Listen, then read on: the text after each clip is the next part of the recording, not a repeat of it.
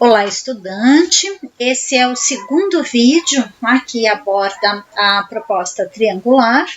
Eu sou a professora Ana Calassi Albanati e esse vídeo faz parte de um conjunto que apoia a disciplina de metodologia e prática de ensino da arte. E ele é justamente o segundo vídeo da proposta triangular, porque agora a gente, além de falar um pouco mais da proposta, vai partir para uma prática, que é uma questão que a gente tem levantado muito nas nossas conversas, a necessidade de que todos nós possamos compreender aí a transposição que é necessária entre a teoria, a proposta e a prática de sala de aula, tentando superar, principalmente uma ideia de receita, uma ideia de metodologia como algo que fica estanque, que tem uma sequência pronta, que precisa ser realizada dentro de uma certa ordem. Então, cada vez mais, essa ideia de protagonismo e autonomia também do educador, como esse mediador que, ao organizar a prática da sala de aula, seja da proposta triangular, seja de uma outra estratégia para ensino da arte, ele também consegue pensar a partir do seu lugar, a relação que ele estabelece com o grupo, com o jovem, com a criança, e a partir então daqueles objetivos, das relações de ensino e aprendizagem, e esse educador, ou se a gente quiser realmente se apropriar dessa situação, cada um de nós, enquanto educadores, precisa ter também uma consciência do seu papel enquanto mediador desse processo. E para isso, a gente precisa caminhar para além da ideia de uma metodologia que está pronta, acabada, fechada em si mesma, e perceber o quanto ela se abre para que cada um de nós possa contribuir e acrescentar na experiência da prática de sala de aula. Bom, então vamos aqui ao nosso tema. Bom, a primeira coisa é conversar um pouquinho rapidamente, só retomar o que é a proposta triangular, caso alguém acabe começando por esse vídeo, ao invés de começar pela parte 1, que aborda a questão histórica e teórica da proposta. Então, ela é uma proposta de ensino de arte, vai fazer, relacionar, colocar em interação 3 processos, o processo do fazer ou produção artística, que pode ser sintetizado como uma oportunidade para o aluno desenvolver um processo próprio de criação na prática da arte. A leitura de imagem, que também é muitas vezes chamada de apreciação ou fruição, a gente sabe que esses conceitos aí encaminham procedimentos um pouco diferentes, mas nesse momento só a gente entender que é um debruçar-se sobre as imagens do mundo e da arte como uma forma de ampliar o repertório dos estudantes pela análise e interpretação da imagem, unindo os aspectos de linguagem aos aspectos de significado. E a reflexão ou contextualização da arte que enfatiza a pesquisa e a correlação de informações. Toda imagem ela tem uma história, foi realizada por alguém em algum lugar e com algum tipo de propósito. E desde que ela foi realizada até esse momento, a partir do qual nós a olhamos ou a interpelamos, ela construiu também ela fez parte, constituiu também uma história. Então, nós vamos nos apropriando junto com os estudantes dessa história e revendo ou criando sentidos e significados para essa imagem junto com a situação de aprendizagem em que nós vamos também constituindo um sentido para a nossa própria experiência educativa e de formação dentro da arte. Bom, em sequência aqui, então, só para a gente complementar um pouco essas relações e partir para uma prática, Como uma forma de sensibilização, eu trouxe um pouco do que a própria professora Ana May coloca, né, quando ela conta um pouco de uma prática de leitura a partir dessas 3 imagens que a gente tem aqui no vídeo, onde ela está num texto, né, que é o Abordagem Triangular no Ensino das Artes e Culturas Visuais, que é uma publicação de 2010, onde ela narra um pouco o que aconteceu, o que ela pôde observar no momento em que ela levou essas imagens para trabalhar com crianças, né, crianças pequenas, e que ao se depararem com a imagem, né, então a primeira imagem é uma pintura que chama-se Roda, é uma pintura do Milton da Costa, de 1942, ela vai narrando o que as crianças vão dizendo, né, à medida que ela apresenta a imagem, e aí uma menina fala que elas estão dançando, enquanto um dos meninos fala, por exemplo, que as crianças estão rezando, né? E aí a professora Ana May aproveita para nos esclarecer que ao levar a imagem, a gente precisa estar bastante preparado para ouvir narrativas que talvez num primeiro momento nos surpreendam, porque não são as narrativas que nós esperaríamos das imagens. E que o papel do professor não é nesse momento, por exemplo, dizer não é, elas não estão rezando, isso é uma roda, e afirmar, né, o que na verdade é o professor que está vendo na imagem, né? Mas é muito mais tentar perceber, se sensibilizar realmente para essa narrativa que as crianças são capazes de formular, e tentar perceber que nessa formulação, que talvez não seja aquela que o professor imediatamente reconheceria, é onde eu consigo também perceber tanto um pouco da realidade dessa criança, quanto os caminhos através dos quais a arte possa ter um sentido para essa criança. Os sentidos se formam a partir do momento que eu consigo criar conexões com a imagem, né? Então, essa permissão para falar sem cercear, não é, essas leituras que possam sair do contexto. E ela segue o texto e ela vai falar também, não é, dessa pintura do Renoir, que é Gabrielle Jean, que é uma pintura ainda do final do século XIX, de 1895. E diante dessa pintura, nas narrativas, né, que as crianças trazem, a professora Ana May nos fala, por exemplo, da questão de que a maior parte das crianças vai relacionar uma mãe com uma menina.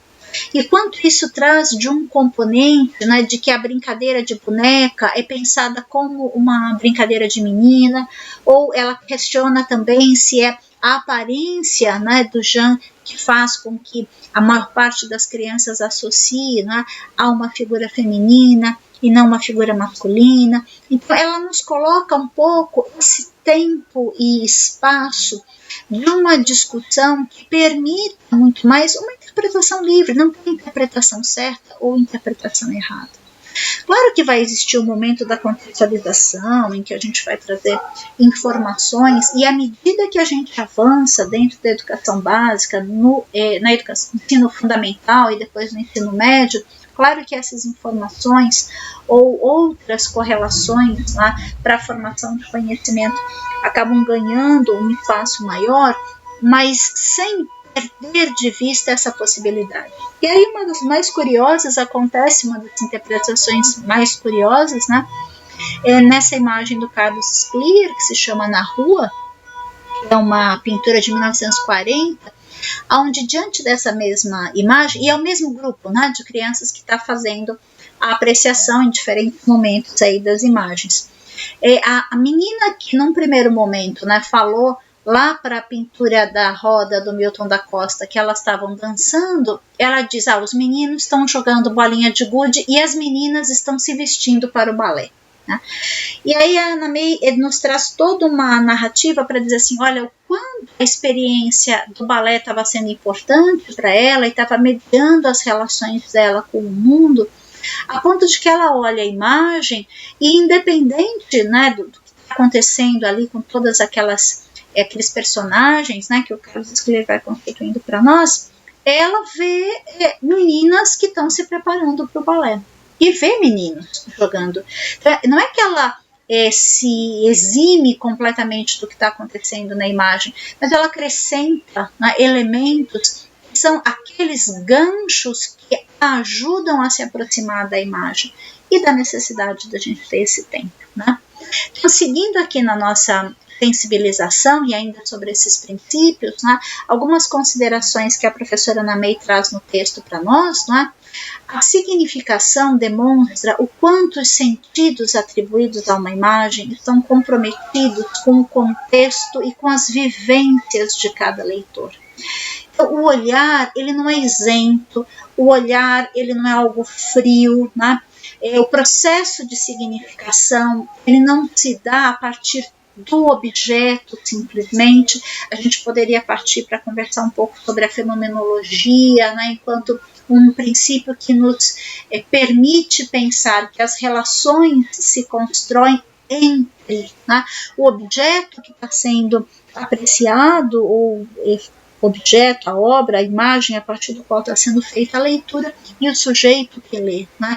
É na relação que eu estabeleço, nas vivências onde eu fundamento a minha experiência, é que eu vou poder atribuir, né, sentidos a essas imagens.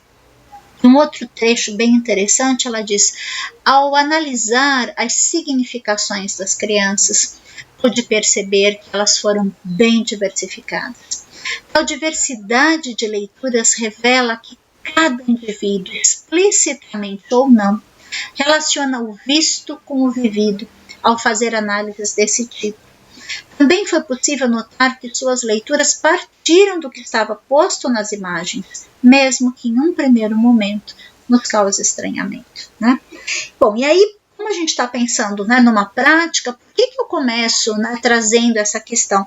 Porque imaginem que alguém que vai assistir esse vídeo, um estudante, alguém que está interessado em arte, e no meu caso específico, que está se passando por um processo, né, de formação para se tornar professor especialista em arte, eu também preciso que você se mobilize, que aquilo que está acontecendo com você, nesse momento que você está vendo o vídeo, mobilize experiências para que você possa compreender e dar significado à experiência que a gente vai viver. Eu vivi uma situação muito engraçada na sala de aula com alunas de pedagogia. Eu tive durante alguns anos o mesmo colega que dividia a noite comigo, o curso era presencial, e depois, né, era o segundo ou terceiro ano que casualmente as nossas aulas eram ministradas na mesma noite. E quando eu saía da sala de aula, ele entrava, e depois teve um dia que nós nos encontramos, ele falou: olha, o ano que vem eu vou pedir para que não seja mais na mesma noite. E eu dizia: por quê, né? Porque quando você sai, né, elas estão completamente pensando em teatro, em música, em artes, e eu vou falar de ciências e eu não consigo engatilhar, né? Eu demoro muito tempo para engatilhar. E eu brinquei muito com ele na época, eu falei assim: mas e esse tempo de sensibilização para a ciência, né? Pensa como é que vai construir, porque quando eu entro, eu também preciso, parece que não, mas as pessoas vinham da rua e vinham, geralmente já estavam atuando como professores, continuavam em formação, traziam toda uma questão da sala de aula, mas eu precisava que as pessoas se afastassem daquilo e se focassem no que a gente ia fazer naquele momento. Então havia toda uma transição, uma sensibilização. E a gente precisa transpor isso para a situação de sala de aula que todos nós encontramos. O professor de arte, ele entra 40 minutos, né?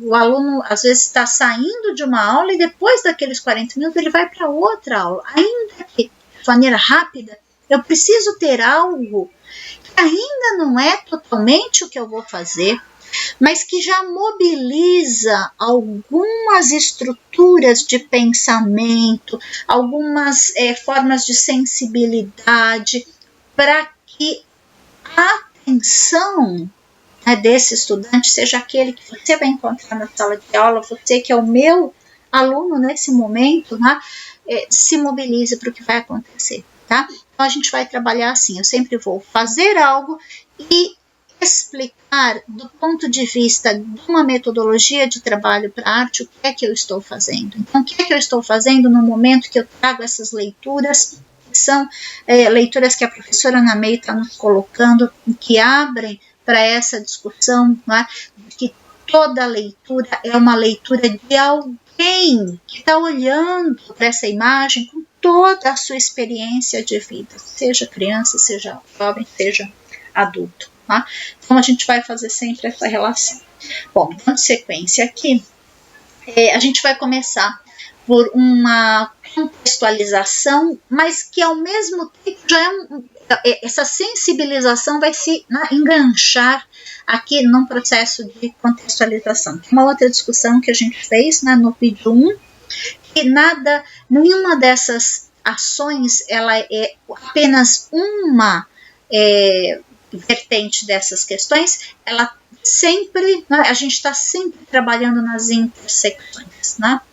Então, essas leituras de imagem, que são leituras da arte, mas também são leituras do mundo. Né? Então, essa aqui é uma citação que eu gosto muito, que eu já trabalhei em outros momentos, também em aula.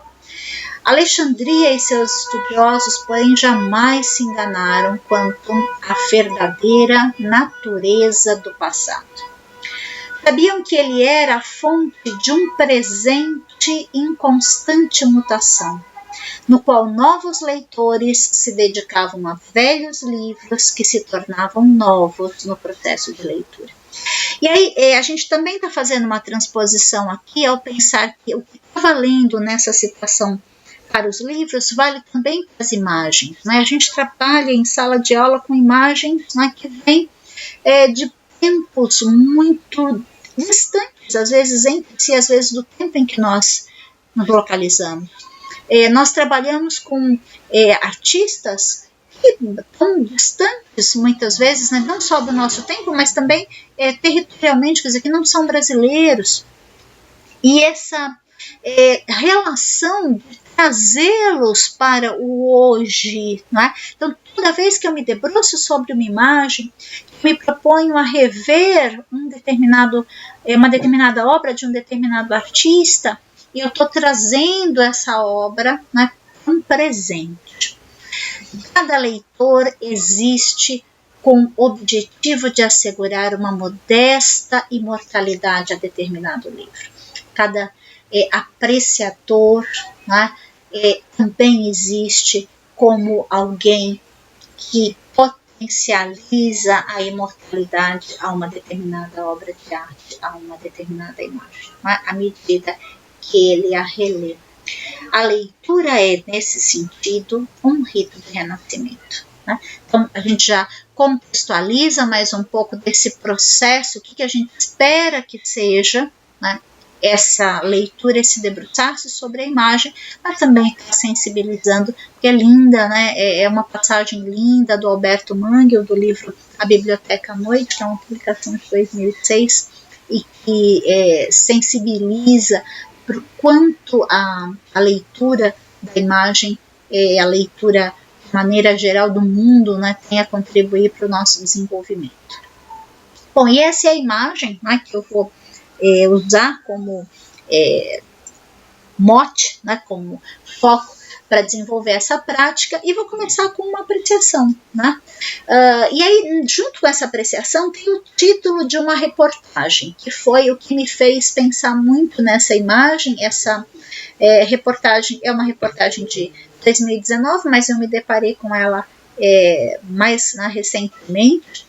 E aí, à primeira vista, ao olhar a imagem, o que você vê? Como ela se mostra? Primeiro que a gente observa que é uma imagem que não tem cor. Por ela não ter cor, a linha, a espessura, a dinâmica, o movimento, a linearidade ou esse aspecto todo muito curvo, as idas e vindas da linha, elas são muito mais significativas. Aquilo que é massa, o que é cheio e o que é vazio também se torna muito mais importante. A gente reconhece uma relação com uma pintura que é muito conhecida, do Edvard Munch, que se chama O Grito, né? Mas o recorte que eu estou trazendo nessa imagem, que foi o recorte que circulou aí junto com a reportagem, ele foca, né, na figura e o movimento ovalado da boca ressoa, né, na cabeça, nas mãos e depois na paisagem, quase como aquele movimento, na minha associação muito livre, né, quando você joga uma pedra num lago e começa um movimento que nasce do lugar onde essa pedra bate para as extremidades do lago, esse ressoar, né, de um movimento circular que nasce nessa boca. Então, há uma estimulação da minha percepção, inclusive auditiva, né, de um som, que é um som muito próprio, cada um de nós vai pensar, vai sentir, vai ter uma percepção sonora dessa imagem muito diferente. Eu convido você a imaginar um pouco, né, como é que seria essa percepção sonora, que sons você imagina que estariam presentes nessa imagem, e também a perceber um pouco essas relações de linha, né? Como a linha me dá o sentido da inclinação dessa ponte, como a linha me dá o movimento do corpo, né, oscilando nessa paisagem, e como a linha também constrói a ideia de uma paisagem que está oscilando diante da experiência desse sujeito que atravessa essa ponte. Mas para a gente dar sequência aqui, o artigo que me fez repensar essa imagem, que é uma imagem tão conhecida, né, diz assim, o título: Esqueça tudo o que você sabe sobre a pintura O Grito. Mensagem deixada por Edvard Munch revela a verdade sobre o quadro. Né? E aí eu já fiquei super inquieta aí com relação, né, à imagem, e fui buscar um pouco o que era isso, né? Por que estava se colocando dessa maneira. E aí, no texto, né, da revista, aí no artigo da revista, que é a revista Encontro, tinha lá que no verso da litografia, que ela é de 1893, né? O que é uma litografia? A primeira coisa é um tipo de gravura feita sobre pedra litográfica, onde você trabalha com elementos gordurosos, né, uma espécie de uma tinta, que ela é feita à base de óleo. Existem lápis também, que são feitos, né, de sedimento interno, à base de óleo, e que essa pedra então passa por um tratamento, onde aquilo que vai ficar branco na imagem é aquilo que repele o óleo, passa por um tratamento químico, e aonde você desenha vai aderir a tinta, que também é a base de óleo. Então, não vou tentar explicar a litografia nesse momento, porque acho que vai prolongar aqui o nosso vídeo, fica para uma outra oportunidade. É só para estimular quem gostar da ideia depois pesquisar um pouco, e também para vocês perceberem, né, quem fazendo o curso regular, né, de formação aí na licenciatura em artes visuais, é nesses momentos que a gente vai unir, não é? Então, enquanto a gente está cursando uma licenciatura, você tem disciplinas que vão falar da gravura, disciplinas que vão tratar de questões da didática, mas nesse momento da prática a gente vai lançando mão de todas essas disciplinas, né, que trabalharam separadamente, vai unindo todo esse conhecimento aqui. Bom, o Edvard Munch aí tem as datas de nascimento dele, né, que é um artista aí que atravessa a segunda metade do 19 e vive até 1944. Então há uma inscrição em que ele teria, né, colocado sentir um grande grito de toda a natureza. E aí, a partir dessa frase, a reportagem sugere que o personagem que está em primeiro plano, ele não estaria gritando, mas sim tapando as orelhas, aterrorizado, para não ouvir esse grito, que é um grito da natureza. Então, essa proposta de leitura, ela coincidiria com o título dado pelo autor à pintura, né, que seria o grito da natureza. Então, essa litografia ela teve em 2019 em exposição no Museu Britânico, numa exposição em homenagem aos 75 anos de morte, né, do Edvard Munch. E a curadora da mostra acrescenta, né, que a figura trataria então de alguém ouvindo um grito e não gritando, e que restaria inferir se esse grito da natureza estaria relacionado a forças reais ou psicológicas. E tudo bem, para mim eu achei extremamente interessante quando eu li, Mas há uma coisa que me incomoda muito, que é essa ideia do apagamento das outras interpretações. E na minha cabeça ficou uma pergunta muito óbvia que diz assim: por que é que alguém que está ouvindo o grito não pode estar ao mesmo tempo gritando? O que é que me garante que o fato da gente concluir que existe, né, por parte do Eduardo Munch, uma ideia de que há um grito da natureza que está sendo sentido por essa figura, que essa boca aberta, né, que causa tanto para nós essa sensação de que há um som que sai, né, dessa boca, que vai reverberando aí pelo espaço, que ela também não poderia estar gritando, né? E eu, pela minha natureza, eu já fiquei me fazendo 1000 perguntas, quer dizer, sou eu que estou tentando impor, né, um lado meu tentando impor essa antiga interpretação, estou resistindo à nova interpretação, ou, né, realmente, enquanto educadora, esse meu incômodo nasceria da dificuldade de aceitar que uma nova interpretação vai ter necessariamente que derrubar uma anterior, que eu não posso conviver com essas interpretações como diferentes possibilidades de sensações que nascem a partir da imagem. Né? Eu fico também me questionando bastante. Bom, seguindo aqui, comecei a pesquisar, porque aí fiquei, né, claro, com isso na cabeça, e estava preparando vídeos na época, eu já usei inclusive essa imagem e essa questão em outros vídeos, e aí me deparei, né, com a carta novamente, que foi, né, escrita aí pelo próprio Munch, em 1892, e que ele diz, né, sobre o grito. Né? Eu passeava com 2 amigos ao pôr do sol. O céu ficou de súbito vermelho sangue. Havia línguas de fogo sobre o azul escuro do fiordo e sobre a cidade. Eu tremia de angústia e senti o grito infinito da natureza. Né? Então a gente percebe que há realmente, né, uma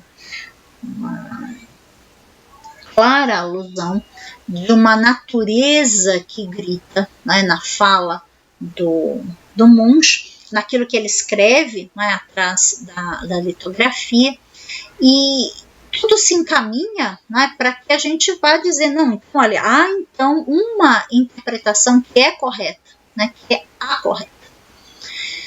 Mas vejam, na coisa da pesquisa, então essa ideia, o que é a contextualização? É essa pesquisa, né? Se abriu uma outra coisa, né, nessa prática da pesquisa e de tentar organizar, que foi uma outra reportagem, né, em que contava um pouco, narrava que recentemente pesquisadores noruegueses afirmaram que as linhas amarelas, vermelhas e laranjas são nuvens atmosféricas polares que de tempos em tempos surgem nos céus do norte da Europa. Tá? E aí, olha o gancho para a interdisciplinaridade. Está colocado aqui, basta que a gente se conecte a esse gancho. Então, eu posso estar, de repente, né, fazendo toda uma relação, né, com questões ligadas à geografia, por exemplo, né, para falar um pouco de como, né, a arte representa essa questão da cor, e aí na minha cabeça já vem toda uma questão aqui no Brasil, da vinda dos artistas holandeses e como eles vão tratar, não é? Lá no século XVII, o céu no Nordeste brasileiro, mas como se fosse um céu da Holanda, por exemplo. Né? Na minha cabeça, enquanto alguém tem um conhecimento de história da arte, que tem, eu vou associando e percebendo o quanto de potencialidade eu tenho. E para você, essa ideia, uma possibilidade de interdisciplinaridade com a área de geografia, né, o que isso poderia te trazer? Quais ideias isso poderia te trazer? E aí, como se não bastasse, né, essa possibilidade que me abre para outras questões de interpretação, né? Há uma outra curiosíssima, né, suposição, que as nuvens que o Munch viu não eram nuvens, que essa experiência, né, de um céu não é algo que ele imagina, não é algo de subjetivo, mas que foi uma coisa muito objetiva, efeito, né, de uma violenta erupção do vulcão que se chama Krakatoa, que 9 anos antes explodiu na Indonésia. E as cinzas e gases, né, rodaram o mundo várias vezes e que na luz solar do entardecer, particularmente nessa região nórdica, teria gerado então efeitos ópticos altamente impactantes. Tá? Então, de repente, algo que a gente interpretou sempre como algo tremendamente subjetivo, né, pode ter tido como ponto de partida uma experiência bastante objetiva, um fenômeno natural bastante objetivo, o que já me abre para outras possibilidades de interdisciplinaridade. Então aí fica claro por que a gente pensa em termos de contextualização e não de prática. Né? Em termos de contextualização e não de história da arte numa prática. Né? A gente leva para essa amplitude de uma contextualização que pode ser feita de muitos pontos de partida e que pode ter como mirada, né, como objetivo, tantos outros pontos de chegada. Tá? Então, há uma infinidade de possibilidades, né, tanto na hora da contextualização, como a gente está percebendo aqui, quanto da leitura. Então, vamos dando sequência aqui. E aí eu posso propor que a gente observe essas duas imagens juntas e desafiar, e aí a gente estaria retornando para um processo de apreciação, né, para que a gente pense no que a cor modifica essa experiência. A cor acentua essa experiência da natureza, do entorno da figura, ou a cor acentua a figura? A ausência de cor, o que ela me traz? Né? E o que ela retira? Como que você percebe, como que você sente essa relação, né, da presença ou da ausência de cor, né, nessas representações que o Munch faz desse homem, que seria o próprio Munch, quase que um autorretrato, né, porque ele fala de ter vivido essa experiência, nessa ideia, então, de sentir essa natureza que grita, né? E todo esse sentido foi feito no texto, uma ênfase em relação à cor. E quando essa cor é retirada, como é que fica? É ruim, é bom para você, na tua experiência? Com qual das imagens você se liga mais? Qual delas chama mais para essa experiência? Agora se torna subjetiva, porque nesse momento eu não estou atravessando a ponte. E acho que nem você. Mas nós somos levados a pensar nesse estado de movimento, né? Nesse estado de estar em contato com essa natureza, né? De cor ou de linha, né? Como é que é isso? Aonde você se sente mais presente? E aí, seguindo, a gente fala um pouquinho desse fazer, né? Como é que seria uma prática de releitura? Ou necessariamente eu precisaria fazer uma releitura da imagem nessa prática? Então, esse ano foi um ano de muitas releituras circulando, né, de todo tipo de imagem nas redes sociais e particularmente, né, do grito. Tem algumas releituras muito curiosas, como essa que a gente está vendo agora, né? Então, uma releitura quase cômica, né? Quase ou cômica mesmo, né? Humorística aqui, no abacate, né? As colheres como se fossem as mãos sobre os ouvidos, está aqui o crédito das imagens, né? No pãozinho, né? De repente eu olho para alguma coisa que está na minha rotina, no meu cotidiano, e vejo nesse pedacinho de pão, né, uma boca e os olhos, né, e aqui a pessoa finalizou o desenho, né, com canetinha, um gesto muito rápido, mas que foi o bastante para transformar essa rodelinha de pão numa releitura do Munch, será? uma outra possibilidade foi feita muito diferente das anteriores, né, que tem esse caráter de algo imediatista, de algo, né, que é uma espécie de insight, que a gente fala, dizer, aquele gesto rápido que de repente traz à consciência uma ideia, que vem no sentido inverso, alguém que pegou aqui, né, vários clipes e vai ajeitando clipes, né, na superfície do papel, com cores, tentando dar a sensação de movimento e quase que invertendo a proposta inicial, né, da própria figura, que é algo que nos chama para um movimento, para algo, né, muito dinâmico, e o clipe e esse arranjar de pequenas formas nos chamam para um tipo de gesto que é o oposto a isso, né? Então, de repente, eu posso ter uma série de resultados até opostos em termos da ação, da prática que me leva até a imagem, ao que é a imagem inicial.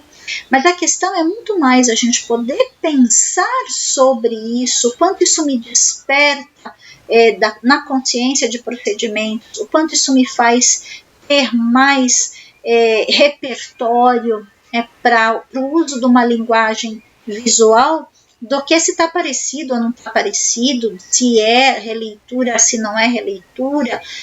Não se trata aqui de a gente fazer, né, essas balizas, mas de tentar trazer à consciência as sensações, o que eu consigo pensar, o que me desperta cada uma das possibilidades que a gente tem aqui.